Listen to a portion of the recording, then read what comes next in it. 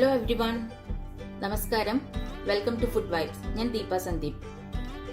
ഇന്ന് വീഡിയോയിൽ ഞാൻ ഷെയർ ചെയ്യുന്ന റെസിപ്പി ഒരു വളരെ സിമ്പിൾ കറിയാണ്. അതായത് നമുക്ക് ബസ്മതി റൈസ് അല്ലെങ്കിൽ പൊന്നി റൈസ് അതിൻ്റെ കൂടെയൊക്കെ കഴിക്കാൻ പറ്റുന്ന ഒരു കറി, പെട്ടെന്ന് ഉണ്ടാക്കിയെടുക്കാൻ പറ്റാവുന്ന ഒരു കറിയാണ്. എഗ് റെസിപ്പിയാണ് ഇന്നത്തെ.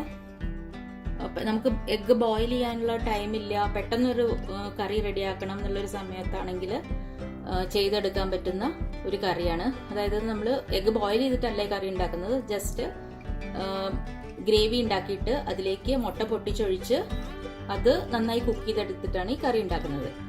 അപ്പോൾ നമുക്കിത് എങ്ങനെയാണ് ചെയ്യുന്നതെന്ന് നോക്കാം. പാൻ വെച്ചിട്ട് പാൻ നന്നായി ചൂടായപ്പോൾ അതിലേക്ക് 1 ടേബിൾ സ്പൂൺ വെളിച്ചെണ്ണ ഒഴിച്ചു കൊടുത്തിട്ടുണ്ട്. ഓയിൽ ആയാലും കുഴപ്പമില്ല. ഇനി നമുക്കതിലേക്ക് സവാള ഇടാം. ഞാനിവിടെ ഒരു 3 മീഡിയം സൈസ് സവാളയാണ് അരിഞ്ഞെടുത്തിരിക്കുന്നത്. പൊടിയായിട്ട് അരിഞ്ഞെടുത്തിട്ടുണ്ട്. ഒരു 2 പച്ചമുളകും കൂടെ ഇട്ട് കൊടുക്കാം.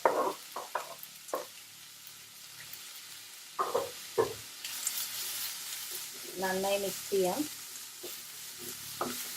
ഉപ്പിട്ട് കൊടുക്കാം.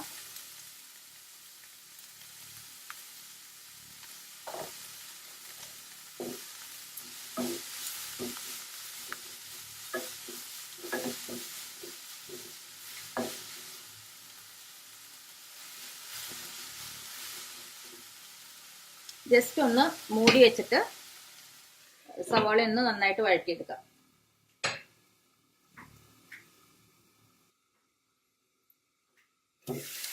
സവാള നന്നായി വഴന്നു വന്നിട്ടുണ്ട്.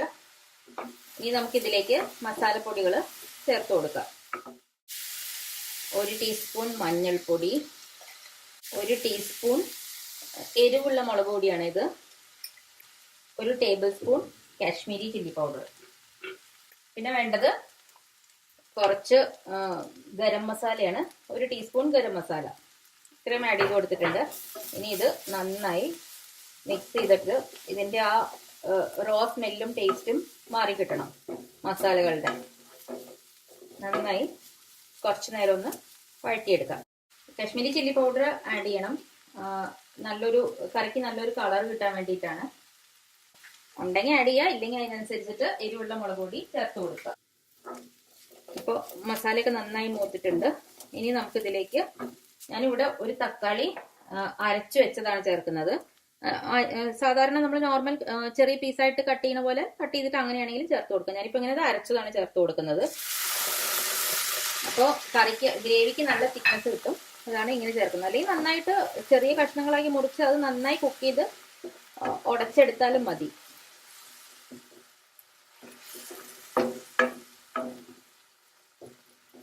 ഇനി നമുക്ക് ഈ തക്കാളി അടച്ചു വെച്ചിട്ട് നന്നായിട്ട് കുക്ക് ചെയ്തെടുക്കാം.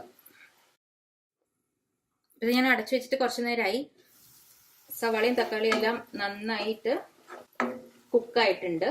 ഇനി നമുക്കിതിലേക്ക് കുറച്ച് വെള്ളം ചേർത്ത് കൊടുക്കണം.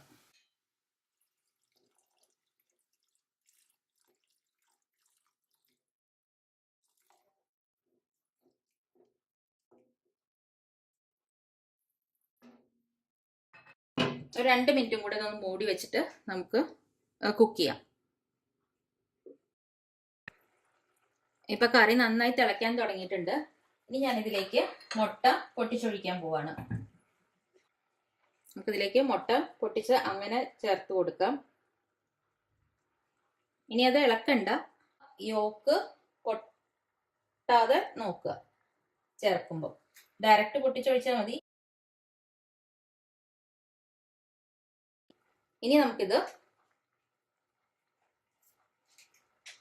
നന്നായി അടച്ചു വെച്ചിട്ട് കുക്ക് ചെയ്യണം. ഞാനിപ്പോൾ ഇളക്കിയിട്ടില്ല കേട്ടോ, ജസ്റ്റ് അങ്ങനെ ചേർത്ത് കൊടുത്തിട്ടേ ഉള്ളൂ. ഇടയ്ക്കൊന്ന് തുറന്നിട്ട് നമുക്ക് കുറച്ച് ഈ മസാല ഒന്ന് കുറച്ച് അതിൻ്റെ മുകളിലേക്ക് ഇങ്ങനെ ആക്കി കൊടുക്കാം. ആ മുട്ട ഇതാക്കരുത്. ഈ മസാല ജസ്റ്റ് ഒന്ന് സൈഡിൽ നിന്ന് കുറച്ച് അതിൻ്റെ മുകളിലേക്ക് ഇങ്ങനെ സ്പ്രെഡ് ചെയ്ത് കൊടുക്കാം. അപ്പൊ നമ്മുടെ കറി ഇവിടെ റെഡി ആയിട്ടുണ്ട്. എഗ്ഗ് നന്നായിട്ട് കുക്കായിട്ടുണ്ട്. ഇനി ഇതിലേക്ക് കുറച്ച് ജീരകം, നല്ല ജീരകം പൊടിച്ചതും കുറച്ച് ജസ്റ്റ് ഒരു 1/4 ടീസ്പൂൺ ഒക്കെ ഇട്ടാൽ മതി. പിന്നെ